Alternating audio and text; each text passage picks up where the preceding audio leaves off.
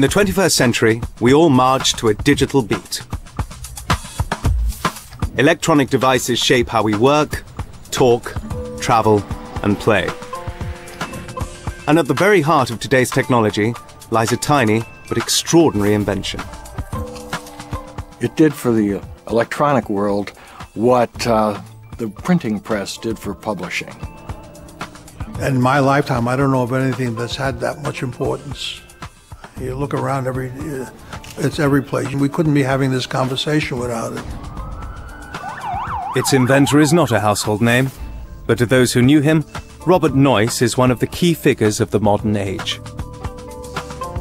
Imagine a person who combines Thomas Edison with Henry Ford, a man who invents the seminal product of our time and also builds around it the most important company in the world. That's Bob Noyce. Noyce laid the foundations of America's most innovative industry. Silicon Valley builds on the technological contributions that Bob either did or inspired in others. But Noyce also fostered a new kind of business culture.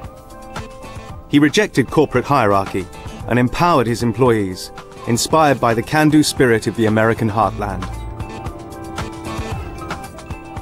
And Noyce combined his values and scientific intellect with the most charismatic personality in Silicon Valley.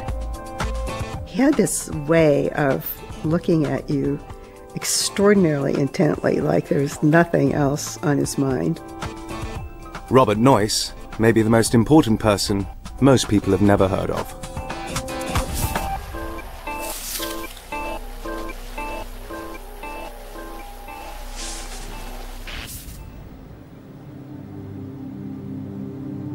"2009 is the 50th anniversary of a discovery that transformed our world.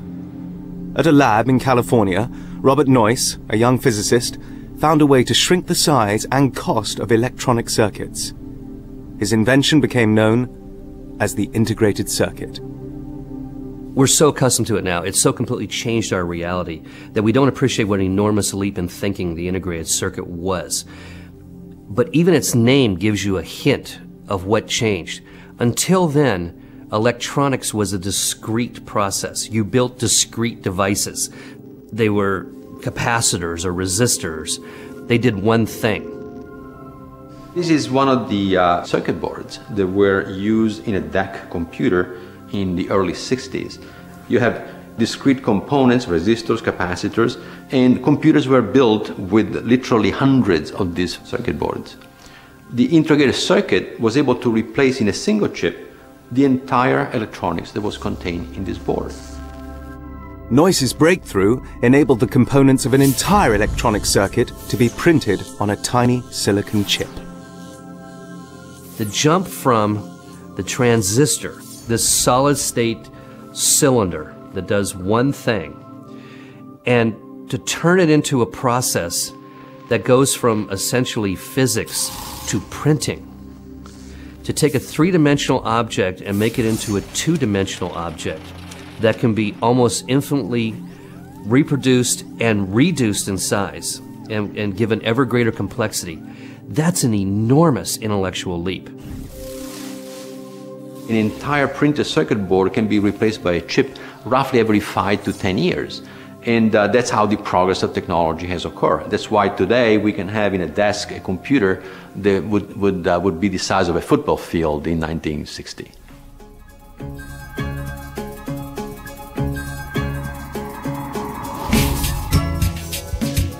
Silicon Valley, the home of America's microelectronics industry, was built on the success of the integrated circuit.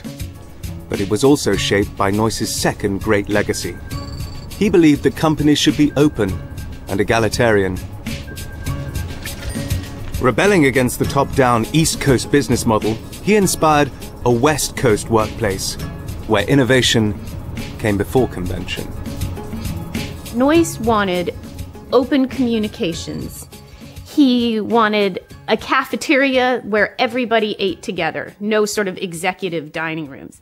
He wanted a parking lot where there were no assigned parking spaces. He wanted a culture that was defined not by hierarchy, not by your position within the company, but instead by your knowledge. You could sit in a meeting with Bob Noyce and no one felt as though you were to be preempted by someone senior or someone junior. You could argue with people, you could challenge people, you could ask questions. You just had to know what you were talking about. Bob's management style became a paradigm for enlightened management. The person who learned that better than anybody, interestingly, is a generation ahead, which is Steve Jobs. I think Steve Jobs' belief in always being a maverick, always being on the cutting edge, taking risk, and empowering your people to do stuff, that he got that from Noyce.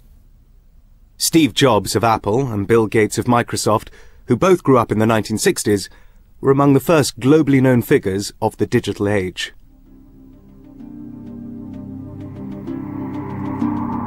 But Noyce and his colleagues, who ushered in that age, belonged to an earlier generation, one with its roots in the 19th century.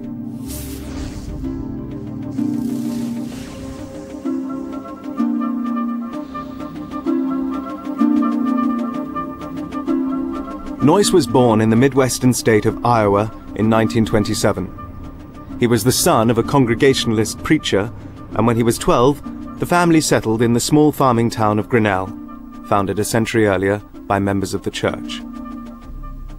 To understand Bob Noyce and all the success he had as an adult, you have to understand what it was like to grow up in Grinnell, Iowa, where community really mattered. And Noyce came back to this again and again throughout his life. We weren't dependent upon outside resources in small-town Iowa. If something broke, you fixed it. The small, self-sufficient community, which builds confidence in the participants in that community to do whatever they need to do. My father liked building things. He grew up during the Depression, and so a lot of things that he wanted to have, he would have to make by himself. His mother would often rely on him to fix things for her, and then when something finally did get thrown away, he would use it for something else. Young Bobby's most ambitious project was to build a working glider. He enlisted his brother Gaylord and their friends to help. All of a sudden one summer, the word got around that Bobby's going to build a glider with Gaylord. And it was a kind of a neighborhood project, but mostly it was their project. Now the glider wasn't too big. It was probably about 8 or 10 feet long. They'd climb into the thing and carry it along and then be able to jump and leap. And on the appointed day, Noyce scrambled to the roof of a barn behind their house. He had his brother hand him the glider, and he started running. And when he got to the end of that barn roof, he